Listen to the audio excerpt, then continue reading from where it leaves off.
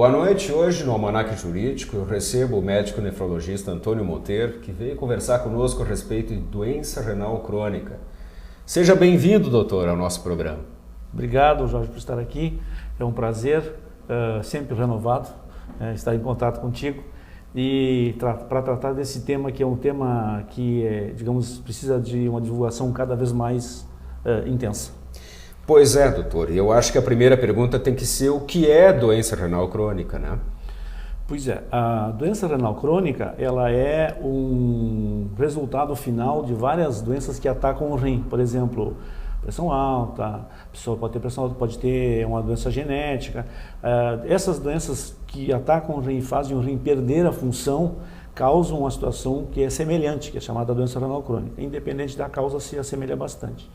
O diagnóstico hoje internacionalmente aceito, vamos dizer, o critério é assim, alguém que há mais de 3 meses tenha menos de 60% da função renal, independente da causa, ele tem doença renal crônica.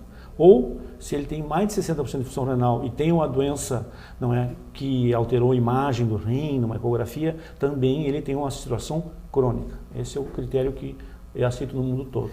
Esse tema, claro que é um tema muito importante, muita gente sofre disso, enfim, mas por que cada vez é mais necessário nós termos que debater? Por que se fala cada vez mais nessa questão da doença renal crônica, doutor?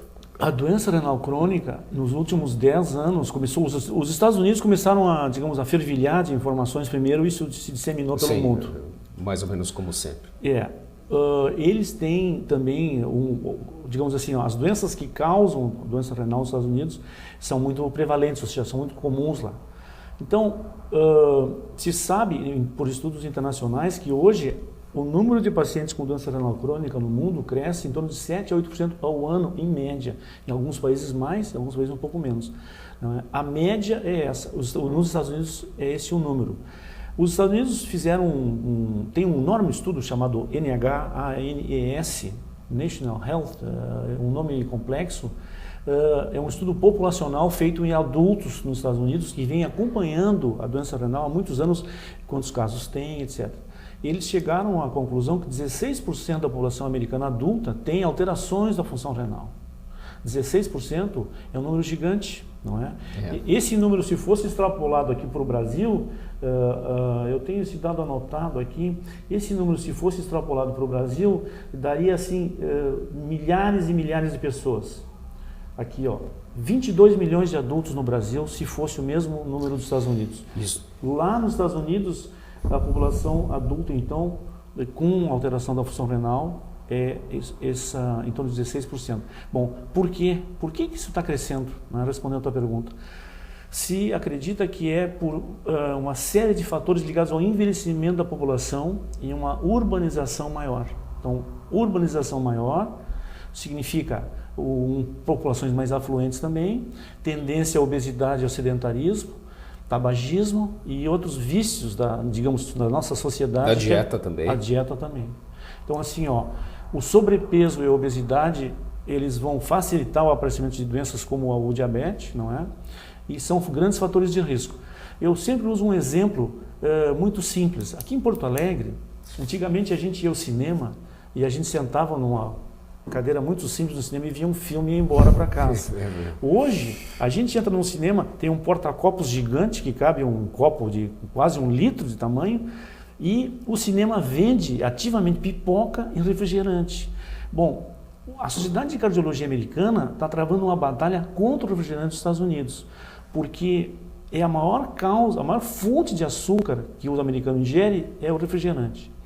Aqui em Porto Alegre tem um restaurante, que eu não vou nomear, obviamente, que é de cultura, vamos dizer, anglo-saxônica, que a gente senta, pede uma refeição, um prato, por exemplo. Se a gente pedir um refrigerante, o refil, como eles dizem, é grátis. Então a gente pode tomar 1, 2, 3, 4, 5 copos de refrigerante e não pagar mais por isso. As pessoas que viajam para os Estados Unidos, todos comentam que lá a água é mais cara que o refrigerante. Então, esses hábitos todos reunidos, o açúcar do refrigerante, não é? o sujeito que vai ao cinema e a gente vê passar para a gente com um balde de pipoca, um balde de refrigerante, fica 2 horas ali, não é? São hábitos que são nocivos e esses estão se disseminando. Então se acredita que por esses hábitos, ou seja, obesidade, sedentarismo, né? E pelo envelhecimento da população também no mundo moderno, essas doenças se tornaram mais frequentes. A gente sabe aqui no Brasil, e assim, nós não temos dados da população, digamos assim, ambulatorial, digamos. Quantas pessoas no Brasil têm alterações da função renal? A gente não tem essa informação.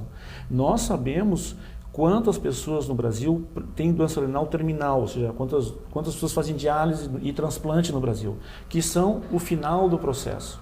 Esse número é bem conhecido e ele vem crescendo muito, ele praticamente dobrou.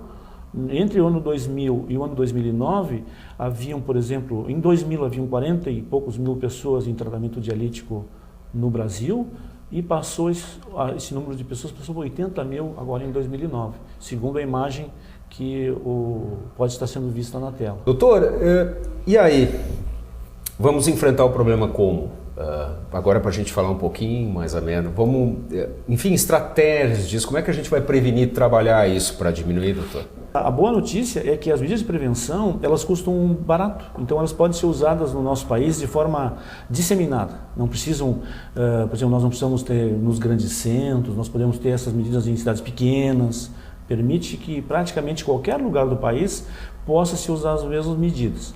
Então, assim, a primeira coisa importante que nós já falamos é que existem aquelas populações de risco, né, que nós recém comentamos. Então, que tem que ser identificadas. A segunda coisa importante é assim, que esse exame simples de creatinina no sangue que a gente falou, que o sujeito vai no consultório, o médico mede, não é, fazer uma dosagem, ele, através de uma fórmula, ele gera tá, um cálculo de porcentagem de função renal. E essas alterações da função renal são hoje classificadas em 5 estágios. Estágio 1, 2, 3, 4, 5, claro. Então, os estágios 1, 2 e 3, que são... O estágio 1, a função renal é mais de 90%, com pequenas alterações. O estágio 2, a função renal está entre 90% e 60%. O estágio, eu estou simplificando, né? O estágio 3 entre 60% e 30%. Então, progressivamente vão havendo pioras. A gente consegue, então, fazer um estadiamento muito preciso e se pode, então, determinar políticas de prevenção conforme o estágio que a pessoa está. Então, a pessoa que tem o estágio 1, 2 e 3 pode ser atendida num sistema de saúde básica. Então, o que esse paciente vai receber de atenção? Ele vai ser visto semestralmente ou anualmente pelas equipes, né? Ele vai ter medida a pressão arterial e um exame de urina, né? Onde vai ser, ele tem albumina na urina, e um exame de creatinina. Muito mais monitoramento do que tratamento. Não, isso é um monitoramento que permite ver se ele está fazendo evolução ou se ele está estabilizado. As medidas médicas, que é o tratamento do problema, então o que nós vamos fazer? Nós vamos trabalhar assim, nós vamos trabalhar no tabagismo, tentar, né, diminuir o tabagismo. Nós vamos tentar combater a obesidade, não é? Através de uma série de medidas de reeducação alimentar. A pessoa vai ser estimulada a fazer exercícios físicos, que são importantes, e ter um bom controle da pressão arterial, diminuir o sal da dieta, não é? E moderar o consumo de álcool. Essas são basicamente as medidas que necessitam ser feitas. Doutor, desculpe, a gente está começando aí para o fim do programa e eu gosto no fim do programa de deixar assim que as pessoas que eu entrevisto, pela sua qualidade, que deixem uma mensagem para essas pessoas que estão nos ouvindo, para o nosso telespectador. Quais as orientações assim primordiais para se pensar no dia a dia? A Sociedade de Nefrologia Internacional criou um lema muito simples. Coma menos, mexa-se mais. Ótimo. Isso tem que ficar um bordão. Fazendo uma camiseta. Isso. Coma menos, mexa-se mais. Muito obrigado pela sua presença hoje conosco aqui no Almanaque Jurídico. Amanhã à noite nos encontramos novamente às 19h45. Boa noite e até lá.